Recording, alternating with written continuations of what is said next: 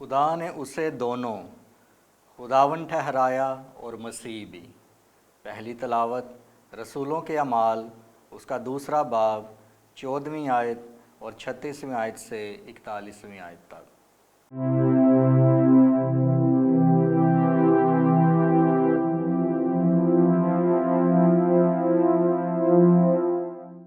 उस वक्त पतरस ने उन 11 के साथ खड़े होकर अपनी आवाज़ बुलंद की और कहा कि इस्राएल का सारा घराना यकीन जान ले कि खुदा ने उसी यस्सू को जिसे तुमने सलीब दी खुदावन भी ठहराया और मसीह भी।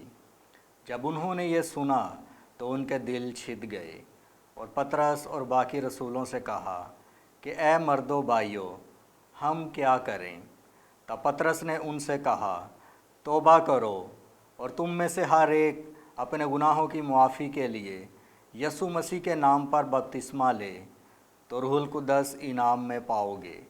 इसीलिए कि ये वादा तुमसे और तुम्हारे बच्चों से है और उन सब से भी जो दूर के हैं और जिनको खुदावन हमारा खुदा अपने पास बुलाएगा। और उसने बहुत सी और बातों की गवाही दी और उन्हें नसीहत की कि अपने आप को उस कज रफ्तार कौम से बचाओ। बस जिन्होंने उसकी बात कबूल की उन्होंने बपतिस्मा पाया और उसी रोज़ करीबन 3000 आदमी इनमें मिल गए। पाक कलाम के पढ़े और सुने जाने पर खुदा की बरकत हो, खुदा का शुक्र हो। ज़बूर जमायती जवाब, खुदावन मेरा चौपान है, मुझे कोई कमी नहीं। खुदावन मेरा चौपान है, मुझे कोई कमी नहीं।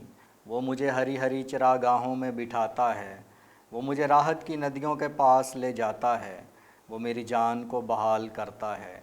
जमायती जवाब, खुदावन मेरा चौपान है, मुझे कोई कमी नहीं। वो मुझे अपने नाम की खातिर सीधी राहों पर ले चलता है। अगरचे मैं तारीकी की वादी में गुज़रूं, मैं किसी आफत से ना डरूंगा, क्योंकि तू मेरे साथ है। तेरा असा और तेरी लाठी ये मेरी तसल्ली का बायस हैं। जमायती जवाब, खुदावन मेरा चौपान है, मुझे कोई कमी नहीं। तू मेरे मुखालफों के रूबरू मेरे आगे दस्तरखान बिछाता है।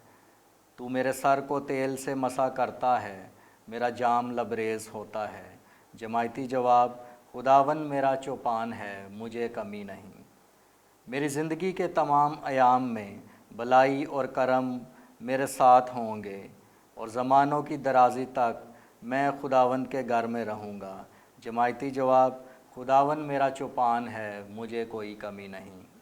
तुम अपनी रूहों के चरवाहे के पास फिर आ गए हो। दूसरी तलावत मुकद्दस पतरस रसूल का पहला ख़त उसका दूसरा बाब 20वीं से 25वीं आयत तक। अजीज़ो, अगर तुमने गुनाह करके तमाचे खाए और सब्र किया तो कौन सा फ़ख्र है, लेकिन अगर नेकी करके दुख पाते और सब्र करते हो तो ये खुदा के नज़दीक पसंदीदा है।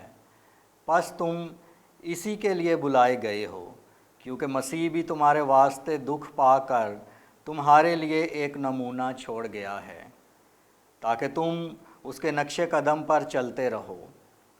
उसने ना तो कोई गुनाह किया और ना उसके मुंह में कोई मकर ही पाया गया। वो ना तो गालियाँ खाकर गाली देता था और ना दुख पाकर धमकाता था, बल्कि अपने आप को उसके सुपुर्द करता था जो सदाकत से इंसाफ करता है। वो ख़ुद अपने ही बदन में हमारे गुनाहों को लिए हुए सलीब पर चढ़ गया, ताकि हम गुनाहों की निस्बत मुर्दा होकर सदाकत की निस्बत जिएं। उसी के मार खाने से तुमने शिफा पाई, क्योंकि तुम भटकी हुई भेड़ों की मानित थे, मगर अब अपनी रूहों के चरवाहे और निगहबान के पास फिर आ गए हो।